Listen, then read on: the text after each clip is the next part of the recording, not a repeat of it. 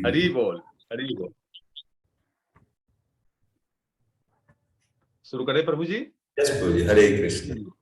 ओम अज्ञानतिमिरान्धस्य ज्ञानाञ्जनशलाकया चक्षुरुन्मीलितं येन तस्मै श्रीगुरुवे नमः। ओम नमः ओम भक्तिवेदांत नमः ओम विष्णुपदाय कृष्ण प्रेष्ठाय भूतले श्रीमते भक्तिवेदांत स्वामिनी ते नामिने नमस्ते सारस्वती देवी गौरवाणी प्रचारिणे निर्विशेष शून्यवादी पश्चात दिशतारिणे वाञ्छकल्पतरुभ्यश्च कृपा सिन्धुभ्येव च पतितानां पावनेभ्यो वैष्णवेभ्यो नमो नमः। नमो महावदन्याय कृष्ण प्रेमप्रदाय ते कृष्णाय कृष्ण चैतन्य गौरीत्वसे नमः। पंचतत्वात्मकं कृष्ण भक्त रूप स्वरूपकं भक्तावतारं भक्ताख्यं नमामि भक्ति शक्तिकं। हे कृष्ण करुणा सिंधु दीन बंधु जगतपते गोपेश गोपिका कांत राधा कांत नमस्तुते। तप्त कांचन गौरांगी राधे वृंदावनेश्वरी ब्रजमानुसुते देवी प्रणमामि हरिप्रिये। नीलाचल निवासाय नित्याय परमात्मने बलभद्र सुभद्राभ्याम जगन्नाथाय ते नमः। ओम वृंदायै तुलसी देव्यै प्रियायै केशवस्य च विष्णु भक्ति प्रदे देवी सत्यवते नमो नमः। जय श्री कृष्ण चैतन्य प्रभु नित्यानंद श्री अद्वैत गदाधर श्रीवासादि गौर भक्त बिंद हरे कृष्ण कृष्ण कृष्ण हरि हरि हरे राम राम राम हरि हरि हरि। तो जैसा कि प्रभु जी ने बताया, आज का विषय ब्रह्म परमात्मा और भगवान के ऊपर है। क्या तीनों अलग अलग हैं? तीनों एक ही हैं? ब्रह्म के उपासक को हम ज्ञानी कहते हैं और परमात्मा के उपासक को योगी कहते हैं, और भगवान के उपासक को, भगवान को भजने वाले को, भगवान के भक्त को, उसे हम भक्त कहते हैं। तो मैं शुरू करूंगा एक छोटी सी दृष्टांत से। एक बार एक व्यक्ति एक फकीर के पास गया और रात भर तत्व ज्ञान की बातें होती रही। सवेरे उस फकीर ने कहा, आज की रात कितनी अच्छी रही, हम सबों ने तत्व ज्ञान की चर्चा की। तो एक जो पहुंचा हुआ फकीर था, उसने कहा, आज की रात एकदम ही अच्छी रात नहीं रही। हमने तत्व ज्ञान की चर्चा जरूर की, लेकिन खुदा का चिंतन नहीं किया। खुदा के बारे में हमने बातें बहुत की, लेकिन खुदा का चिंतन नहीं किया। तो खुदा की बातें करते रहे। कोई आदमी अगर 24 घंटे खाना बनाता रहे, खाना बनाने की बात करता रहे, तो उसकी भूख से हालत उसकी खराब हो जाएगी। जरूरी है कि वो खाना भी खाए। तो खाना बनाकर खाना जरूरी है कि खाना बनाने के थ्योरी से काम चलेगा। थ्योरी भी आवश्यक है, लेकिन खाना भी आवश्यक है। तो सिद्ध हो जाने पे थ्योरी की कोई आवश्यकता नहीं होती। और इसलिए वह संत कह सकता है, अरे ये लेक्चर फालतू का है, हमको पसंद नहीं है। लेकिन बहुत से सीधे साधे लोग ऐसे भी हैं, महाराज जी क्या लेक्चर लेकर बैठ गए, कीर्तन कराते हैं तो कितना आनंद आता है। अरे नहीं, उस कीर्तन को समझने के लिए लेक्चर की आवश्यकता है। तो श्री कृष्ण का तत्व ज्ञान करना सबसे पहले श्री कृष्ण के जरूरी है। श्री कृष्ण के अनंत गुण हैं और एक भी गुण उनका लिमिटेड नहीं है, सब अनंत हैं, सारे गुण उनके अनंत हैं, उनका पार कोई नहीं पा सकता। वेद व्यास जी ने बड़े संक्षेप में बताया, श्री कृष्ण भगवान हैं, लेकिन हम 3 नामों से उनको शास्त्रों में, वेदों में, पुराणों में पढ़ेंगे, सुनेंगे या सुने होंगे या पढ़े होंगे। इन 3 नामों से हम जानते हैं, एक ब्रह्म, एक परमात्मा, एक भगवान। ब्रह्म सब शक्तियों से युक्त होते हुए भी कुछ नहीं करता। अब यहाँ पे चर्चाएं शुरू हो रही हैं, तो बड़े ध्यान और योग से जो है हम इसमें समझने की कोशिश करेंगे, ब्रह्म, परमात्मा और भगवान में क्या फर्क है, हमने शुरू में बता दिया, ब्रह्म के उपासक को हम ज्ञानी कहते हैं, परमात्मा के उपासक को हम योगी कहते हैं, और भगवान के उपासक को हम भक्त कहते हैं। तो एक ब्रह्म सब शक्तियों से युक्त होते हुए भी कुछ नहीं करता, और दूसरी तरफ वही ब्रह्म है, उसने देखा, मुस्कुराया और संसार बना, तमाम वर्क किया उसने, और फिर सर्वव्यापक हुआ, और फिर सबके भीतर बैठकर सबके संकल्प को नोट करने वाला बना।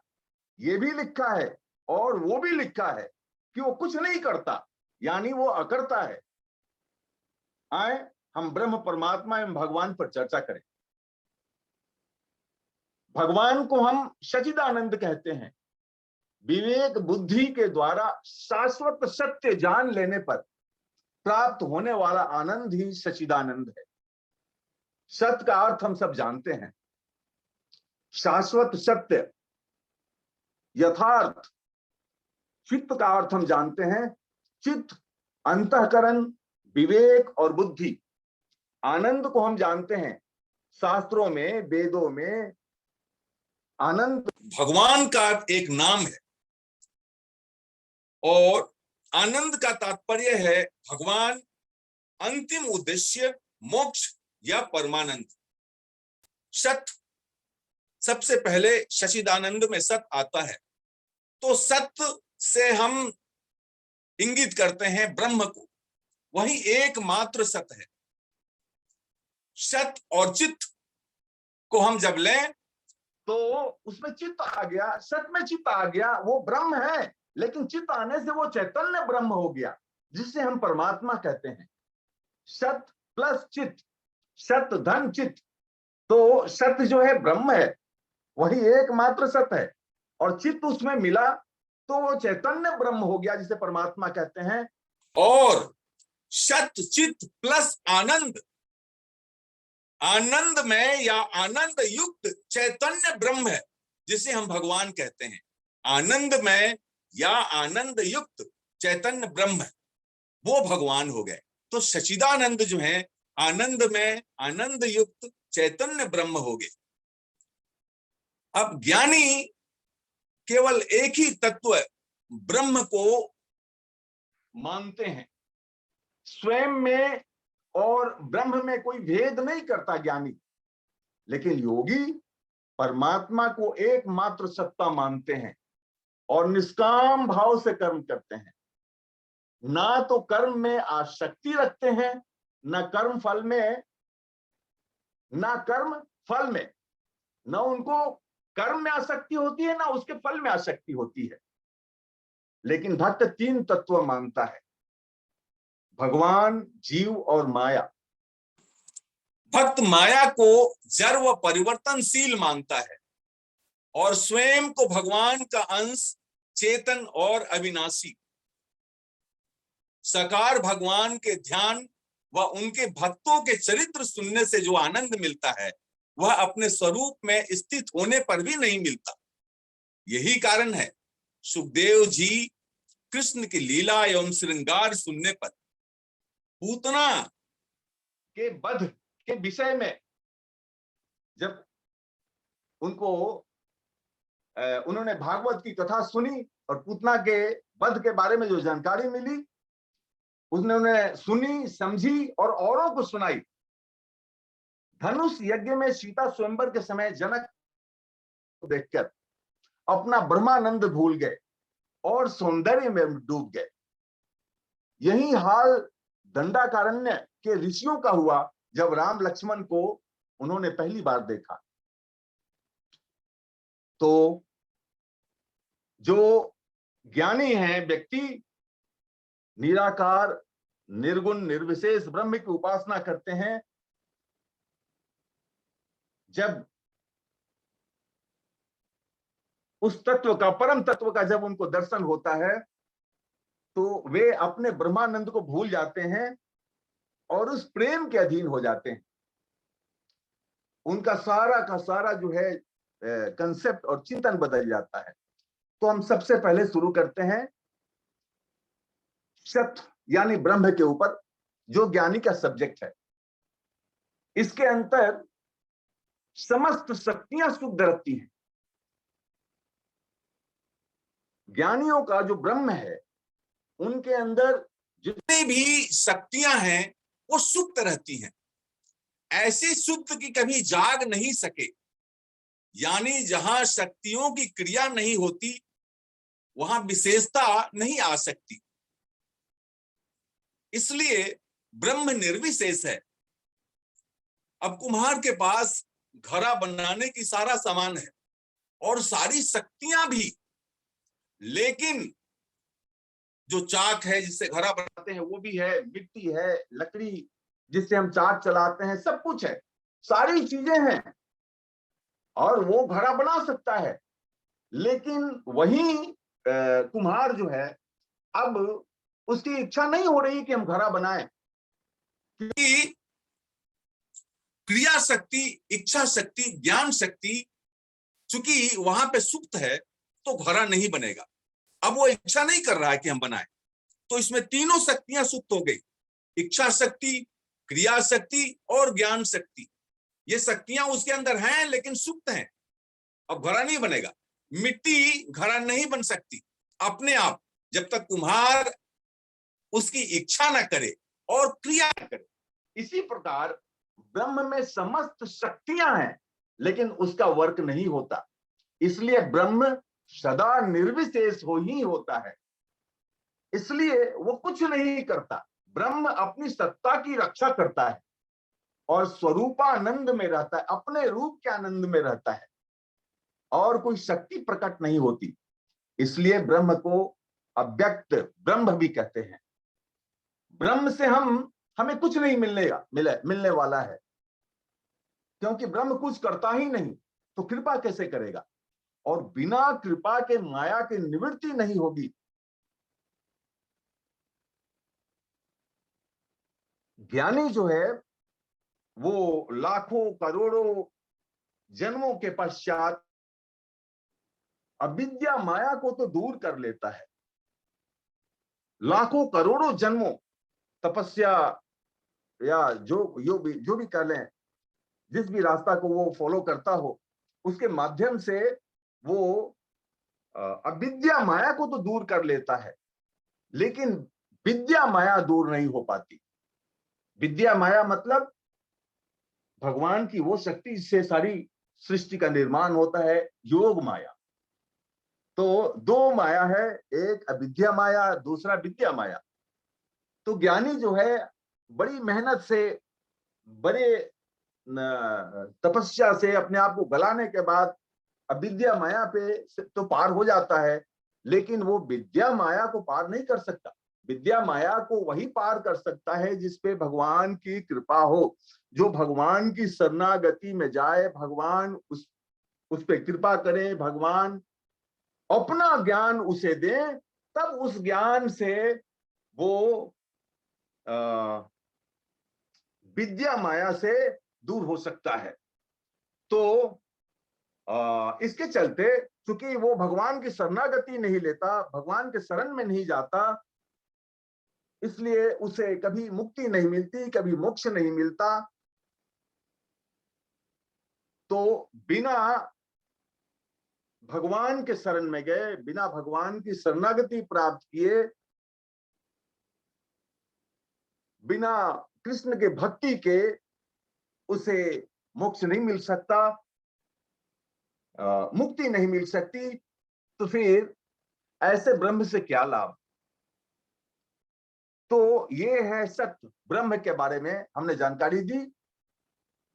ब्रह्म भगवान की शक्ति है, लेकिन सब वहां पे सब कुछ सुप्त है, सुषुप्त है, वहां पे शक्तियों की क्रिया नहीं होती, इसलिए उसमें कोई विशेषता नहीं है, इसीलिए उसको निर्विशेष कहा गया है। वो निराकार ब्रह्म है, निर्विशेष है और वो निर्गुण है। ये ब्रह्म के बारे में हमने बताया। अब परमात्मा के बारे में हम देखें, हम फिर से आएंगे तीनों पे, एक बार फिर से आएंगे, हम बताएंगे परमात्मा। अब हम शुरू करें भगवान के स्वांश और विभिन्नांश के ऊपर, हम सब जीव जो हैं उनके विभिन्नांश हैं, और उनका स्वांश एक कर्नादो साई जो पुरुष है, जिसको हम महाविष्णु कहते हैं, वो सर्वव्यापक अनंत कोटि ब्रह्मांड के परमात्मा है वो। और उनसे निकला हुआ दूसरा पुरुष गर्भोदशाई, वो परमात्मा है। प्रत्येक ब्रह्मांड में एक गर्भोदशाई है। और तीसरा पुरुष क्षीरोदशाई, जो समस्त जीवों के हृदय में निवास करते हैं। अनंत ब्रह्मांड के अनंत जीवों के हृदय में निवास करने वाले परमात्मा सबके अंतःकरण में रहते हैं। वो हमारे भीतर बैठकर हमारे आपके कर्म, आपके आइडिया और आपके संकल्प को नोट करते रहते हैं। यही परमात्मा ब्रह्म के बाद दूसरा स्वरूप है। आप लोगों ने फोटो देखा होगा, हर एक घर में चतुर्भुज विष्णु की फोटो होती है। तो चार भुजा वाले महाविष्णु का वो वैकुंठ के अध्यक्ष कहलाते हैं। परमात्मा के लोक का नाम है वैकुंठ। वहां माया नहीं जा सकती। उनका शरीर भी है, नाम भी है, रूप भी है, गुण भी है, उनका धाम भी है। ब्रह्म की तरह नहीं है वो। वहां से सारे कार्य हो रहे हैं, शक्तियां का प्राकट्य हो रहा है, ये परमात्मा है। लेकिन परमात्मा में लीला नहीं है, परमात्मा में परिकर नहीं है, परमात्मा में उनके पार्षद नहीं है, उनके जन नहीं है। तो लीला नहीं है और उनके परिकर नहीं है। ये दो चीजों की कमी परमात्मा में है। वो एकदम गंभीरता पूर्वक अपना गंभीर होके जो है एक जगह बैठे रहते हैं। दूर बैठकर उनको देखेंगे आप, कोई लड़का किसी लड़के का पिताजी अगर ऐसे हो तो वो बच्चा यही कहेगा कि अरे पापा कैसे बने हुए हैं। अगर उनके गंभीरता को देखकर अगर किसी का पति वैसा गंभीर हो तो बीवी देखकर बोर होगी, माँ भी देखकर बोर होगी। ऐसे स्वरूप से प्यार नहीं करते लोग। जो गंभीर अवस्था में हमेशा बैठा रहे, उसके चेहरे पे कोई मुस्कान नहीं हो, कोई मुस्कुराहट नहीं हो, उसका कोई लीला नहीं हो उसका, तो ये परमात्मा का स्वरूप है। अब तीसरा स्वरूप जो है भगवान का स्वरूप, जिनके द्वारा ये सब कुछ हो रहा है, वे हैं श्री कृष्ण भगवान, जिनका नाम भी है, जिनका रूप भी है, जिनका गुण भी है, जिनकी लीलाएं भी हैं, जिनका परिकर भी है। परिकर मतलब जन, उनके अपने प्रिय जो पार्षद हैं, लोग हैं। समस्त शक्तियों का पूर्ण प्राकट्य भगवान में होता है। ध्यान दीजिएगा, शक्तियों का प्राकट्य परमात्मा में भी हो रहा है, लेकिन संपूर्ण शक्तियों का प्राकट्य भगवान में होता है ना। तो गुण भी है, लीला भी है, परिकर भी है। ये जो है ये एक्स्ट्रा आ गया, दो चीजें, उनको भगवान कहते हैं। समस्त शक्तियों का पूर्ण प्राकट्य। इसलिए भगवान से प्यार करने वाले परमात्मा के प्यार का इस प्रकार अनादर करते हैं जैसे मिस्री के स्थान पर गुड़ दे दिया जाए। ध्यान देंगे आप, भगवान का प्यार पाने वाले परमात्मा के प्यार का इस प्रकार अनादर करते हैं जैसे मिस्री के स्थान पे गुड़ दे दिया जाए। गुड़ और मिस्री एक ही वस्तु है। ब्रह्म, ध्यान देंगे, ब्रह्म, परमात्मा और भगवान तीन पर्सनालिटी नहीं है। एक ही भगवान के तीन रूप हैं। जैसे पानी, बर्फ और भाप। पानी का तीन अवस्था है, लेकिन तीनों का काम अलग अलग है। यानी एक होते हुए भी उसे प्रयोग में, उसके क्रियाओं में, उसके गुणों में अंतर है। उसी प्रकार ब्रह्म, परमात्मा, भगवान एक हैं, परंतु उनके गुणों में और उनके मात्राओं में अंतर है। भगवान श्री कृष्ण अपने दास से, सखा से, अपने माँ बाप से, अपने प्रेयसी से मनुष्यों की तरह प्यार करते हैं। ब्रह्म, परमात्मा और भगवान एक होते हुए भी जीव के लिए अधिक रस देने वाला, अधिक कृपा करने वाला रूप श्री कृष्ण भगवान ही है। हमें दो बात चाहिए, मनुष्य को दो बातें चाहिए, एक तो अधिक रस मिले और रस देने वाला दयालु भी हो। इसलिए श्री कृष्ण की ही भक्ति करनी चाहिए, उनको प्राप्त करने का लक्ष्य बनाना चाहिए। श्री कृष्ण, अब हम एक जानकारी देना चाहते हैं, ये जो ब्रह्मांड है ये कैसे, किस पे टिका हुआ है, कैसे, किसके आधार, इसका आधार क्या है। तो ये जो पृथ्वी है उसका आधार जल है, जल का आधार तेज मतलब अग्नि, और तेज का आधार वायु, वायु का आधार आकाश, आकाश का आधार अहंकार, अहंकार का आधार महान, महान का आधार प्रकृति, और प्रकृति का आधार श्री कृष्ण। श्री कृष्ण आकार वाले हैं, मनुष्य के शरीर वाला। श्री कृष्ण में चार माधुर्य ऐसे हैं जो न परमात्मा में है न ब्रह्म में है, महाविष्णु में भी नहीं है। वो चार माधुर्य वो है रूप माधुर्य, लीला माधुर्य, प्रेम माधुर्य और वेणु माधुर्य। श्री कृष्ण के ये चार माधुर्य बड़े बड़े परमहंसों के चित्त को भी चुरा लेते हैं। भगवान सगुण भी हैं और निर्गुण भी। अभी हमने देखा जो ब्रह्म के उपासक हैं क्या कहते हैं, वो निर्गुण, निराकार, निर्विशेष। अब यहाँ पे एक चीज हम बताना चाहेंगे कि भगवान सगुण भी है, निर्गुण भी है, भगवान साकार भी है, निराकार भी है, भगवान विशेष भी है, निर्विशेष भी है। ये तीनों चीजों स्थापित की जा सकती हैं बड़े प्रेम से। हम पद्म पुराण के अध्ययन के दौरान मैंने एक चीज, बड़ी अच्छी चीज देखी, कैसे भगवान निर्गुण है और कैसे भगवान सगुण है। तो भगवान सगुण भी है और निर्गुण भी। भगवान प्राकृत, माइक या मेटेरियल गुणों से परे हैं, अर्थात प्रकृति के तीन गुण तम, रज और सतगुण, ये तीन प्रकृति के तीन गुण हैं, सत्व, रज और तम। इन तीनों गुणों से वो रहित हैं, इसलिए निर्गुण है, और दिव्य एवं अलौकिक गुणों से युक्त है, इसलिए सगुण है। तो ये पद्म पुराण के अध्ययन से मुझे प्राप्त हुआ। एक बार फिर से ध्यान से आप इसको सुनेंगे, वो कैसे निर्गुण है और कैसे सगुण है। पर भगवान इसलिए निर्गुण है क्योंकि वे प्रकृति के तीन गुण सत्व, रज तथा तम, इन तीनों गुणों से रहित हैं, इसलिए निर्गुण है। और क्योंकि वो दिव्य एवं अलौकिक गुणों से युक्त हैं, इसलिए वो सगुण है। तो आज हमने ये देखा कि ब्रह्म, परमात्मा और भगवान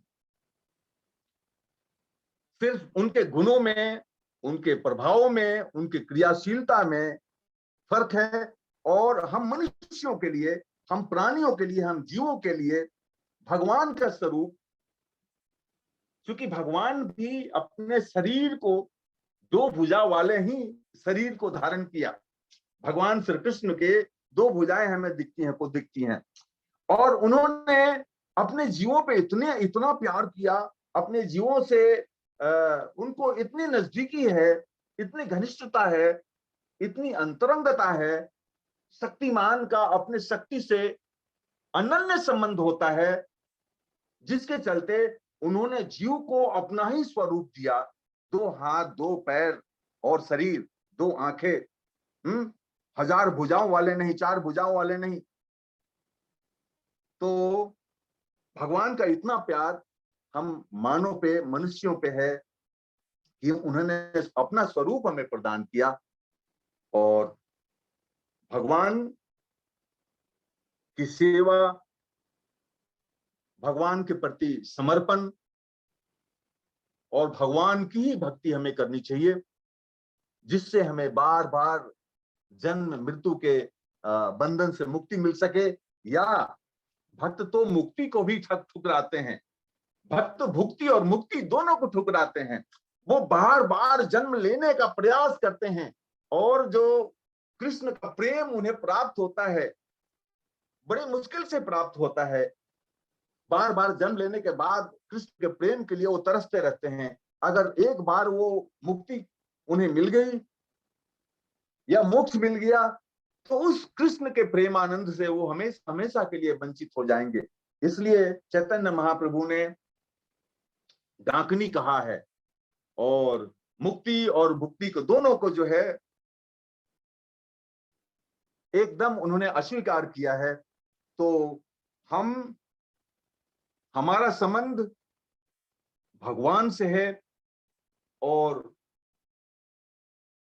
हम भगवान के उस तीसरे स्वरूप, जिसमें ये 4 लीलाएं हमने अभी आपको बताई, को धारण करेंगे। अब चूंकि समय का यहाँ पे एक लिमिटेशंस है, तो मैं अगली बार कोशिश करूंगा कि जो ब्रह्म के उपासक है, ज्ञानी हैं, क्यों उनका बार बार पतन हो जाता है। आखिर मैंने एक चीज, एक हिंट, एक इशारा आपको बताया है कि वो जो ज्ञान माया है या विवेक माया है, या उसको तो वो पार कर लेते हैं, अज्ञान माया को पार कर लेते हैं, अविद्या माया को पार कर लेते हैं, लेकिन विद्या माया को पार नहीं कर सकते। वैसे ही ये जो हमने सृष्टि के तत्व बताए, वो पृथ्वी, जल, तेज, वायु, आकाश, अहंकार, और अहंकार इतना का तो वो पार करते हैं, लेकिन महान और प्रकृति को वो पार नहीं कर पाते, जो ज्ञानी पुरुष होते हैं, जिसके चलते बार बार उनका पतन हो जाता है। और अगर ब्रह्म में वो अपने आप को स्थित कर लें, उसके तेज में स्थित कर लें, तो कितने दिनों के लिए स्थित करेंगे? कभी ना कभी तो वहां से निकलेंगे, और जब वो निकलेंगे तो उनका पतन निश्चित है। इसलिए ज्ञानियों का पतन निश्चित है, लेकिन भक्त का पतन नहीं होता, क्योंकि भक्त ने शरणागति ले ली है। तो भक्त के हृदय में निवास करते हुए भगवान उसको संचालित करते हैं, जिसके चलते उसका पतन होता ही नहीं। भक्त का सारा नियंत्रण, सारा कंट्रोल अपने ऊपर धारण कर लेते हैं। तो आज हमने भगवान, परमात्मा और ब्रह्म के बारे में जानकारी दी। क्यों ब्रह्म निर्विशेष है, निराकार है, निर्विशेष है, निर्गुण है। परमात्मा के गुण के बारे में हमने बताई, और भगवान के गुण के बारे में हमने बताई। उनके 4 विशेष जो माधुर्य हैं, उसके बारे में हमने बताई, जिससे वो औरों से भिन्न होते हैं, अलग होते हैं, और ज्ञानियों को भी आकृष्ट करते हैं, योगियों को भी आकृष्ट करते हैं। भक्त को तो, भक्त के तो स्वामी हैं ही वो, भक्त को आकृष्ट करते ही करते हैं। तो आज समय को ध्यान रखते हुए मैं अपने वाणी को विराम देना चाहता हूं। तो सब हमारे साथ एक बार हरिनाम संकीर्तन का जप करेंगे, या इससे पहले अगर कोई प्रश्न हो तो रखेंगे।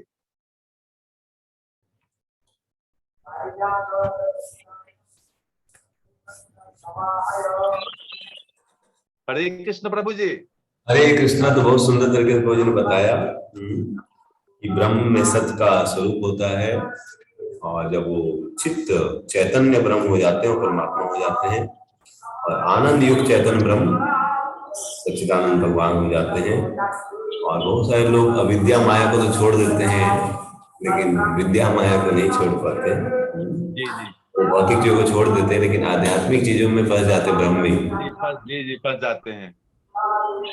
तो मान लीजिए किसी को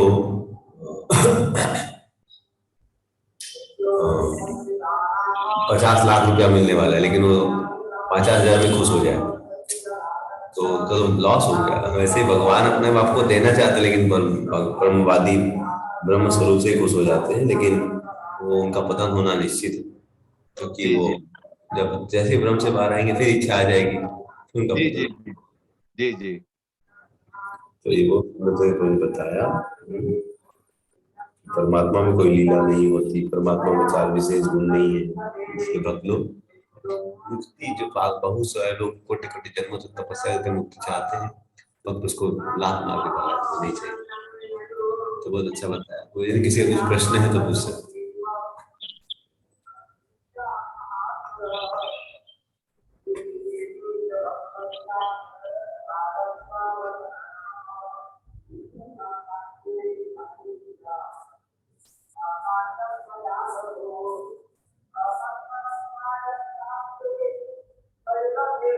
मुझे इतने अच्छे तरीके से समझाया।